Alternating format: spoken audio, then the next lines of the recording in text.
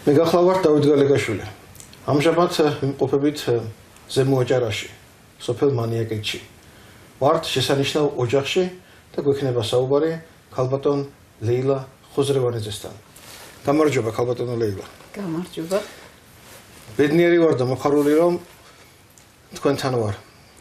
და მაქვს საშუალება გაგესაუბროთ ქართული მრავალხმიანი მუსიკის შესახებ, ქართული საკრავების შესახებ და მინდა რომ მოგახსენოთ და მოგიყვეთ ასეთი სიახლის თაობაზე.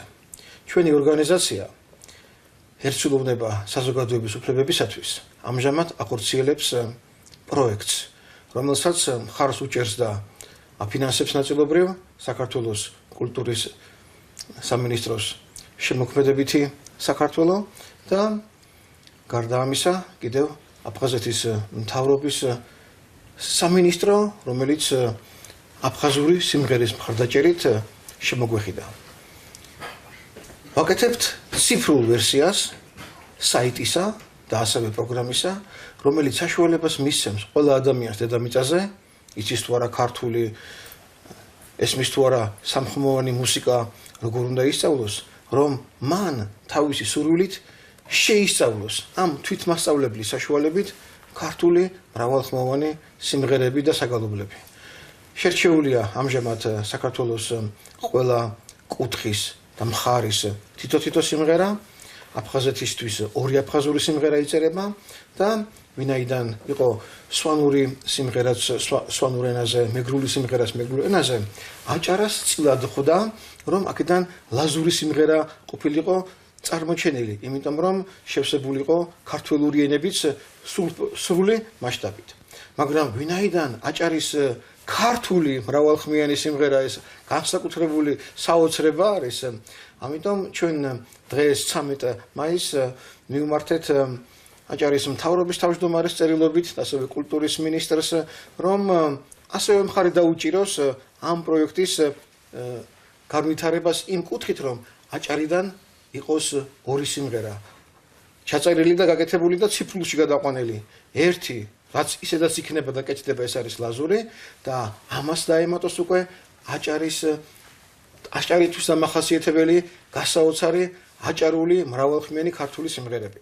თქვენ ბრძანდებით სოფელ მანიაკეთის სკოლის, საჯარო სკოლის პედაგოგი და იქ ასწავლით სხვა საგნებთან და დისციპლინებთან ერთად ასევე მუსიკასაც, საკრავებსაც და სიმღერასაც ამ შესანიშნავს ბავშვებს, რომელიც დღეს თქვენთან მიხილეთ და ჩვენ გვჭირდება აუცილებლად ამ მაღალი სოფლიდან, რომელიც ზესას შესწიცინებს უკვე და ღმერთთან ალბათ უახლოეს ადგილებშია საქართველოს რომ ავიღოთ, გვირჩიოთ, რომ ჩვენ ეს გავითვალისწინოთ ამ პროგრამის განხორციელებაში. პროგრამა დაწყებულია, ერთი თვეები მიმდინარეობს, ჩაწერილია სიმღერები და 5 თვეში ჩვენ ეს უნდა დავასრულოთ.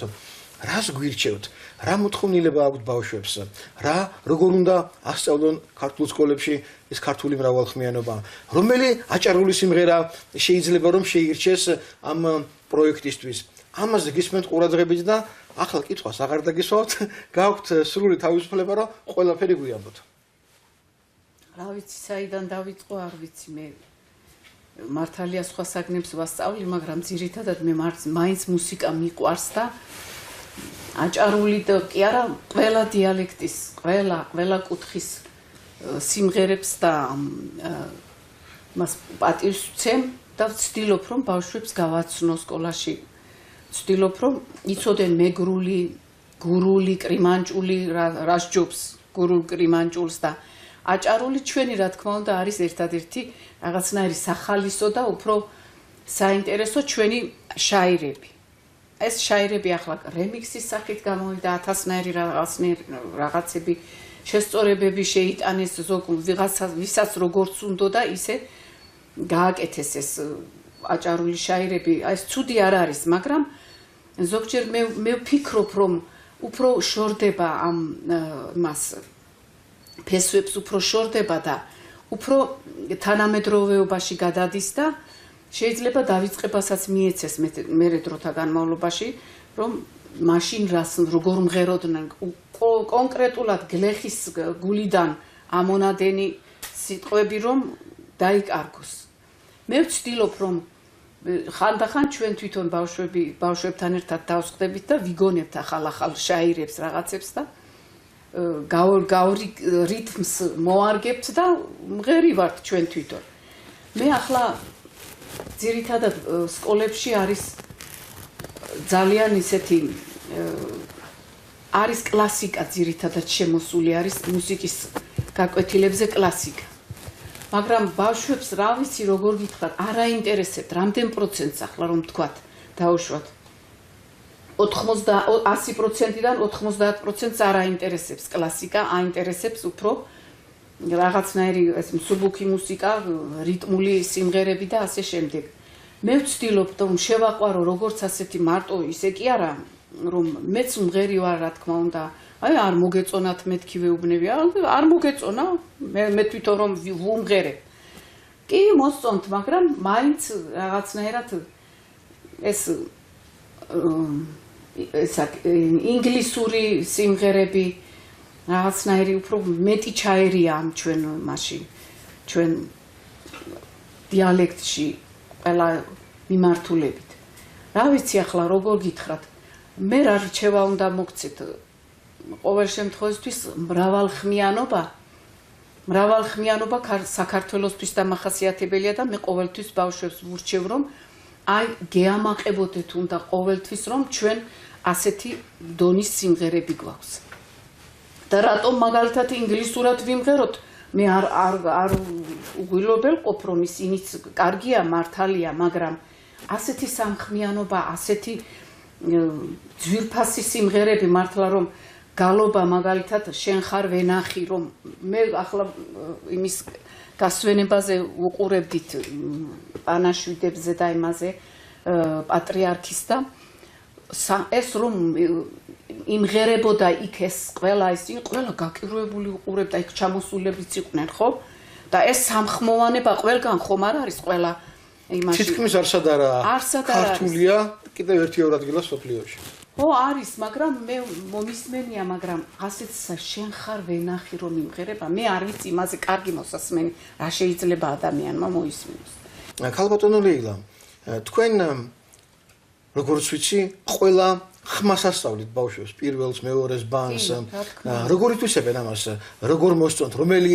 ხმაზე უფრო მოყვებიან თუ ყველას სწავლობენ თუ როგორ არის ახლა რომ გითხრათ სამხმოვანებას ვეღარ ვახერხებ იმიტომ რომ ბავშვები ცოტა ყავს სკოლაში და მოგეხსენებათ სმენის გარეშე ვერ მოხერხდება სამხმაში სიმღერა ადვილი საქმე არ არის ახლა ამჟამად რთულია ეგ ვერ ვახერხებ მაგრამ მე მყავდა 90 მოსწავლე როცა იყო ჩვენ სკოლაში მე მყავდა საკმაოდ დიდი გუნდი და სამხმაზე მღეროდი ფოლკლორული სიმღერები მქონდა შერჩეული ჩონგურზე, ფანდურზე, დოლზე, გარმონზე, სალამურზე მღეროდით ბავშვები მღეროდნენ დიდი სიამოვნებით სამხმაში მღეროდნენ ქალბატონო ლეილა ჩვენი პროექტის მიზანი რა არის რომ საქართველოში ასევე ქართული ემიგრაციის მომავალი თაობაც რომელიც მოწყვეტილია საქართველოს და ქართულ ენებს რომ მათაც ისწავლონ უცხოეთში თვითმასწავლებლით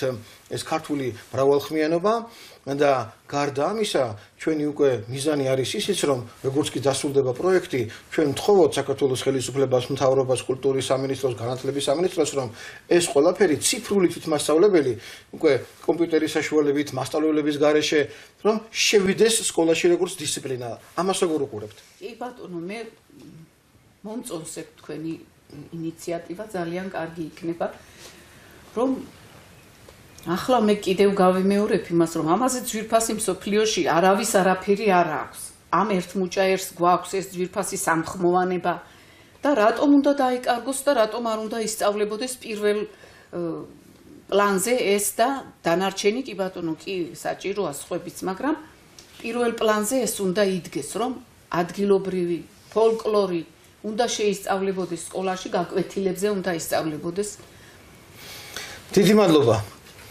ჩვენ გადასემას გვია ერთობიდან ერთულოვნებამდე ჩვენ ვაკეთებთ ფილმს აჭარის გურიის დასავლეთ საქართველოს სხვადასხვა რეგიონების შესახებ აღმოსავლეთ საქართველოსაც გაკეთებულა ფილმები და გაგრძელდება და ჩვენ გვინდა რომ თქვენი სიტყვა აქედან, აჭარიდან, სადაც დიდაჭარაა და სოფელი მანიაკეთი ეს დიდაჭარა სახელოვანი სოფელი და თქვენი სოფელი ულამაზესი სოფელი იყოს სწორედ გზამკვლევი ჩვენ ხელისუფლებასთან, ჩვენს სკოლებთან იმისთვის რომ ჩვენი პროექტი უკვე სავალდებულო წესით მომავალი წლიდან ყოველ შემთხვევაში დაინერგოს ქართულ სასწავლებლებში. დიდი მადლობა ხალბატონო ლეილა. რა ქვია? თომა ვარ და 15 წლის დავდივარ მანიაკეთის საზეიმო სკოლაში და ძალიან მომწონს პირველად. მოსწავლეები, ასე ვთქვათ, ნახევრად ძალიან კარგი და მიღები არიან. დიდი ბიჭებს ვარ ჩავწვით. რა ვიცი, ჩვენ სკოლაში ძალიან ბევრი რომ ვთქვათ არ ვარ, იმიტომ რომ პირველ კლასიდან მარტო ვარ კლასში. და ეს 6 წელია მარტო გავდივარ. არასდროს არ დამჩენია ესე რომ მოსწავლეს ისე რაღაც გაიკეთებინოს რომ მეორე მოსწავლეს ძალიან აწყენინოს ან რაღაც ისეთი რომ სკოლიდან წასვლა მოანდობოს. მე აქედან მე ამოვედი ბაღში, ბათუმში სწავლობდი ბაღში, პირველ კლასიდან მოვხარნე. მეორე კლასში რომ გადავედი, ყავდა კლასელი, პირველ კლასში არ მყავდა. მე ვარ ახლა 10-ის მარტში გავხდი და მყავს 2 კლასი. ბიჭები თუ გოგოები? ერთი ბიჭი, ერთი გოგო. 3. რა გვარები არიან შენ კლასელები? ერთი შოვაძე, ერთი აქაურის გემიცი. და ჩემი კლასელი საგინაძე ელენე, მასაც ელენე და ძალიან კარგად სწავლობს და თან ჩემთან ერთად სწავლობს და ერთმანეთის კლასები ვარ ძალიან გვიხარ. ეს სწავლა გიყვართ? მე მეყავს ყველაზე მეტად მათემატიკა. შენ ასწავლე ყველაზე კარგად? ყველაზე კარგად მე ვსწავლო ბუნება ქართული და სპორტი. რა სპორტია? რას გასწავლია? სპორტზე დიდი არაფერი ცოტა მასწავლების ხარჯი ყავს ოგმა. გადავიდა დიდი ბიუჯეტის გამო გადავიდა სხვა სკოლებში ზოგმა დაქტოვა ბუნების მასწავლებლებმა ცოტა ისე არის, მაგრამ მაინც არის რა. შეგიძლია სპორტს მაგალითად დირექტორი უყურებს. ბავშვებს განაწილებული გვაქვს ბურთი, კალათბურთის, ფეხბურთის, ფეხბურთის. მოედანი გაქვთ? მოედანი რა თქმა უნდა გვაქვს. ბადე ყველაფრით ისეთ მოწყობილი გვაქვს, რომ ჩვენ გავეჭით. შეიძლება ძალიან კარგად ვთქვათ. შეჯიბრებებსაც ვატარებთ წლის ბოლოს, სწავლაში, სპორტში და ასე შემდეგ. თომა, გუშინ 12 მაისი იყო. აქ აგერ მეზობლად დიდაჭარაა სოფელი. დიდაჭარაში ზეიმი იყო? გუშინელი დღე აღინიშნა? იყო სტუმრები ჩამოსულები? ხوار ჩამდა აქედან? ჩვენთან არ იყვნენ, მაგრამ ისე დიდაჭარაში იყვნენ? კი. დიდაჭარაში იქნებოდნენ, ხო? 12 მაისი ჩვენ ასე ვთქვათ გამოცხადებული გვაქვს დასვენების დღეთ სკოლაში. ხო, დასვენების დღე იყო, კი. 12 მაისი, გუშინდელი 12 მაისი დიდი დღე იყო გარდა ამ დღესასწაულისა, ანდრია პირველწოდებულისა, საქართველოს ახალი პატრიარქი შიო მესამე ეკურთხა. და ესეთი დღე იყო გუშინ. ჩვენც ახლა ბედნიერი ხალხი ვართ, რომ თქვენი სტუმრები ვართ. თქვენ გონახეთ გზა, როგორ მოსულიყავთ, ამოსულიყავთ, როგორ რთული გზებია აქ. ბავშვები რო არა, ჩვენაც ჩვენით ვერ მოვიდეთ. გააკეთდა ხო გზები? გენაცვალე, აბა საქართველოს მომავალი ბრძანდებით და სულ ასე კარგად გვენახეთ ყოველთვის. მადლობა. Georgian Fish and Caviar. ბატონო ლუკა. გაგვიძახეთ და გითხარით. გასაკეთებს თქვენი ორგანიზაცია. მოკლედ ეს კონკრეტულად არის ჩვენი საინკუბაციო ცეხი. აქ იმედის 10 გრადუსია წყალი, რომელიც ტემპერატურა არის 10 გრადუსი და ტემპერატურა ავყავს 15, 16, 20-მდე ავყავს. და ეს არის ვეისები. სადაც უშუალოდ განაყოფილებული კვირიკია რა. აქედან უკვე გადავა შემდეგ გამოჩეკილებული იცით უკვე ბასეინებში. თუმცა ამჟამად არ არის, აქ რაც იყო. უკვე გადმოვიყარეთ აქ, ეს არის ახლა პირველი ინკუბაციის შედეგი. აქ ყავს სიმბირული ზუთი, კონკრეტულად ეხლა ამ მომენტში მხოლოდ სიმბირული დავანაყოფიერეთ. კიდე რომელი ზუთხები ყოლიათ? როგორ? კიდე რასახის ზუთხი ყავდათ გარდა სიმბირულისა? სიმბირული, რუსული, კოლხური. კოლხურიც ყავდათ, ხო? რომელი ითვლება რომ ყველაზე კარგია და ყველაზე მაგარი? ჩვენ კლებზე ყველაზე კარგად ადაპტირებადი თევზი დასახელება დარჩა ეს ნაცინგირული ძუძი. სიმდერული. ტრაფიზმი და მოსავალიც რამხელა იზრდება ეს მილჩიტა, რამდენი ხდება სიგრძეში? და წონაში. ეგ არის ყვებაზე დამოკიდებული ზოგადად და მოვლად. ეს კონკრეტულად არის ახლა ერთი თვის გამოჩეკილია რა. ყავს ამაზე უფრო დიდი ზომებიც, ანუ ლიდერებიც, ოღონდ თითქა სივრცეში. ახლა ამ წელში 150,000 წალამდე ლიფსიტი ყავს. თუმცა ეს გავაგარეთ, დაიწყება ახალი ინკუბაცია რა. უკვე ვეისებში ყვირითიდევს გამოიჭეკება უფრო მეტი 150,000 და კიდევ მესამე ჯერ წავალ უკვე რა, მესამე ინკუბაცია. ვეცდებით რომ სეზონის მოსვლამდე მაქსიმალურად ჩავეტნოთ დროში. თქვენი ბაზარი საქართველოა თუ უცხოეთშიც გადაქვს? ლიფსით რაც შეეხება საქართველოს და ხიზილალა უცხოეთშიც გადაქვს. ხიზილალაც ხო? დალფის ქვეყნებში ვართ ჯერჯერობით, მაგრამ გვაქვს მოლაპარაკებები როგორც ამერიკაში, ასევე კანადაში და ევროპის ბევრ ქვეყანაში რა. აი ხარისხობრივად რო შევადაროთ, ცნობილი იყო ეხლა კასპიის ზღვის ზუთხი და იმათი ქვირითი. ჩვენი როგორია მათთან შედარებით? აი იდეალურია, ეს წყალი ახ არის კინტრიშის დაცული ტერიტორიებია. ანუ ხარისხს რაც შეეხება წყლის ხარისხს არის იდეალური. უკეთესი ანუ არ შეიძლება რა. კასპიის ზღვას ვერ შეადარებ. ანუ სხვა მაინც ახლა მარილიანია უფრო. ხო. კასპიის ზღვა რა მარილიანი, მაგრამ რაც არის ხო? ნუ ჩვენი ზღვა რო ავიღოთ, ბუნებრივი საკვების მოყვება, ანუ იდეალური აქვს და გემოვნური თვისება სხვა, მაგრამ დინარეზე გაზრდას რაც შეეხება, ნუ გააჩნია რომ რა პირობებში გაზრდა. ჩვენთან ახლა არის ძალიან სუფთა წყალი რა, კინტრიშია დაცული ტერიტორიებია, ნუ კანალიზაცია არ ჩაედინება და არაფერი. საერთოდ ამიტომ თევზის ხარისხზე ჩანს ეს ყველაფერი. ანუ საქართველოშიც რო ავიღოთ და სხვა მეურნეობებს რო შევადაროთ, გემოვნური თვისებებით განსხვავდება პირობად რა. ჩვენ შეიძლება მე ბასეინების დავათვალია რა. ანუ აქედან რო გაგყავს ეს ლიფსიტი, ნუ რა პროცედურებს გადის მერე მაგასაც გაჩვენებთ რა. გავიდეთ მაშინ იქ. ლუკა ბატონო 10 წლის წინ მე გახდით სოფლის მეურნეობის მინისტრის მოადგილე. და მოხდა ისე რომ დამირეკა ირაკლი შარტავამ და მთხოვა რომ დავითო ჩემიო ძალიან ახლობელი ადამიანი არისო და რაღაცა საკითხები აქვს რომელიც დაკავშირებულია თევზთან და წარმოებასთანო. თუ შეიძლებაო რომ გაესაუბრო. მოვიდა მაშინ ჩემთვის უცნობი ადამიანი ბატონი მალხას შუბალიძე ხო და მომიყვარო.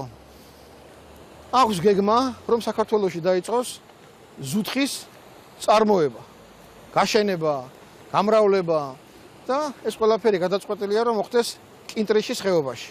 ოღონდ გარემოს დაცვის სამინისტრო არ მაძლევს საშუალებას რომ ეს განვახორციელო. იმიტომ რომ ამბობს რომ ჩვენო გვაქვს შემთხვევებიო რომ ბალასტის იღებდნენო არა გვჯერაო რომ ფერმა უნდა ააშენოთო და თქვენო გაქვთო ასეთი აზრიო რომ ვითომ ფერმის აშენებისო ქვეშო მთელი კინტრიშის ბალასტი ამოიღოთო დაცული ტერიტორია არისო და მაგისო უფლებას არ მოგცემთო.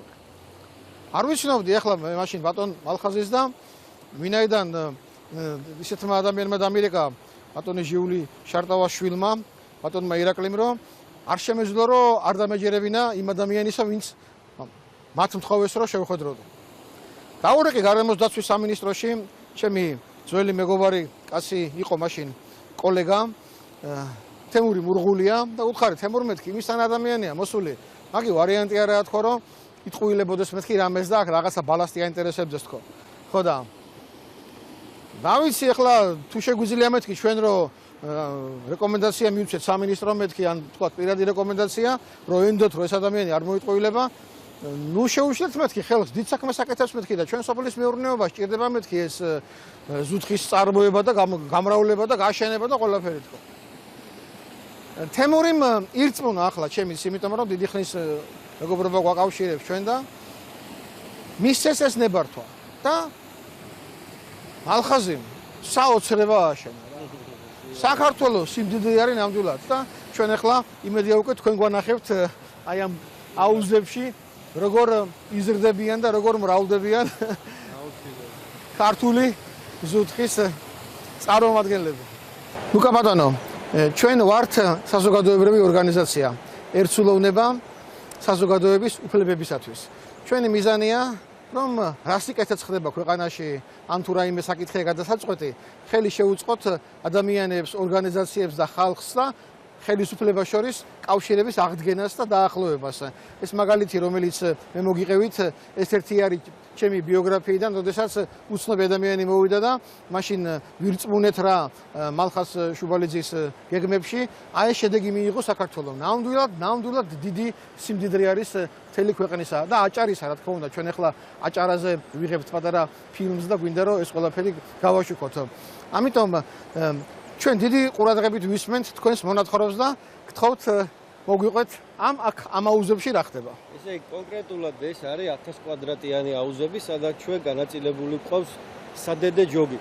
ანუ კონკრეტულად აქით ყავს მესამე, მეორე და მეოთხე სტადიაში მყოფი თევზები. ანუ ზუთხის ციკლი გრძელდება 4 სტადიას, მეოთხე სტადია უკვე მომწიფებულია ხიზილალა.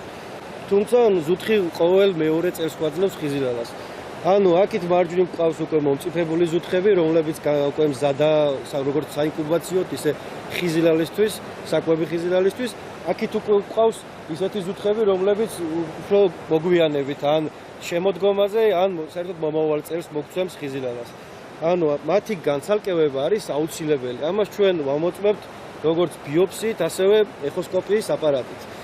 ამის შემდგომ უკვე ხდება ინკუბაცია და უკვე ხდება საჭმელი ხიზილალის გამზადება. თუ არ მივიდა ზუთხი მეოთხე სტადიაში, ანუ დამამთავრებელ სტადიაში აზრი არ აქვს არაფრის გაკეთებას, არც ინკუბაციას და არც საკვები ხიზილალის. მეოთხე სტადიას რამდენი ხანი ჭირდება, რომ რამდენი თვე ან ყოველ 2 წელში გვაძლევს ზუთხი ხიზილალას, ანუ 1 წელს თუ ან წელს თუ მოუწეველეთ დავიღეთ ხიზილალა მოსავალი, ანუ 2 წელი დაგვჭირდება, ანუ 1 წელს ჩაგვიგდებს. მეოთხე სტადია ითვლება რომ 2 წელი უნდა გავიდეს, რომ მეოთხე სტადიაზე მივიდეს. წელი გადის, ესე იგი მეოთხე სტადია, ну შეიძლება დაუგვიანდეს, მაგრამ საშუალო 2 წელია რა, 2 სეზონი. აი, რაოდენობა რამდენი ახლა მაუზებში, აი, რამდენი ცალია? ან ზომის მიხედვით ნაწილდება ეგეც. დიახ. კონკრეტულად ახლა აქ ამ 1000 კვადრატში ჩვენ გვყავს 1000 წალამდე 10-დან 12-13 კილოგრამამდე ზუთხები. ну აქით უფრო ნაკლებია, იმიტომ რომ ზუთხის ზომა თვითონ დიდია. ამიტომ ყოველ აუზში არის სხვადასხვა რაოდენობები. ეს ყველაფერი ყველა თევზი რითი იკვებება, რომელ საკვებს აწვდით? ну საკვებსაც გააჩნია ეხლა, იმიტომ რომ არის ბაზარზე სხვადასხვა საკვებები, არის ბიომარის, კრეტინგი, ალერი, ბევრია ძალიან. ну იქ განსხვავდება ხარისხებითაც, ახლა ქართული საკვებიც არის, მაგრამ ქართული საკვები მაინც ახალია და სატესტო რეჟიმში ვცდილობთ რომ გავიგოთ რა შეუძლია რეალურად. ну ვცდილობთ ქართულზე და ქართულ ნაწარმზე გადასვლას ვარიანტში თუ იქნება ის ხარისხი, ну რაც სხვაგანაა. ჩვენთვის ახლა მაგალითად ბიომარი მაინც პირველია. სადაური საკვებია? საბერძნეთიდან ბერძნული. რას ამბობენ, ვინც ამ თევზს გასინჯავს ან ხიზილალას გასინჯავს? ყველას რა ისმის მათგან? ყველას თოვანება ისმის და ყველა იმას ამბობს, რომ საქართველოშიც გვიჭამია სხვაგან ზუთხიც, კალმახიც, ორაგულიც, მაგრამ კინტრიშის დაცული ტერიტორიები მაინც თავისას შვება.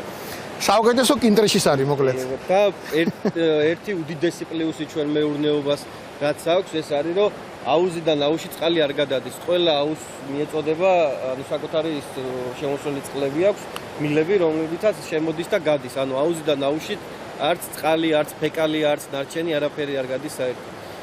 არხში ბრუნდება და არხის მეშვეობით უკვე მდინარეს უბრუნდება.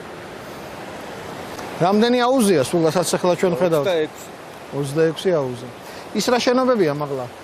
ზემოთ იმ შენობებში მაგალითად პირველ სართულზე არის საწყობით, სამაციური ოთახებით, მეორე სართულზე უკვე პერსონალი სადაც იკვებება. შემდეგი ოთახი დაცვისთვისა და ეს განაწილებულია. ლაბორატორია თქვენი გექნებათ ალბათ. ხიზილალას სადაც ვაკეთებთ ანუ ცეხს, ისიც მეორე სართულზეა. ხიზილალასაც მოვაკეთებ. საოცრებაა რა. აი თუ გადავიღებთ ახლა ამასაც აი კონკრეტულად ეს აქ რასაც ხედავ. კონკრეტულად ეს აქ რასაც ხედავ ამ სანტიტრებში ეს არის ანუ უკვე ბოლომდე მომწიფებული რა, საინკუბაციოდ გამზადებული. ეს სამკუთხედი რატო გაკეთებული ესეთნაირად? გამოყოფილი რო იყოს სხვა თევზებისგან. ეს ნახან მომწრებულია მაგიტომ. კი, ეს ბიოპსია გავუკეთეთ, ეხოსკოპიაც გავუკეთეთ და შევარჩიეთ ლიდერები და გადმოვსვით აქეთ. დამჯერები არიან ზუთხები? ადამიანს წნარები არის. არ უშინდებიან? არა, ხო. დიდი მადლობა.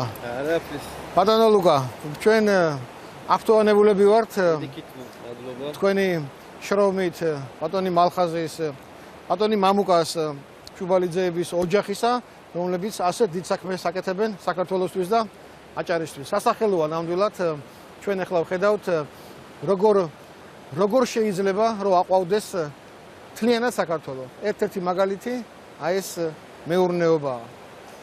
მადლობთ. მადლობა თქვენ.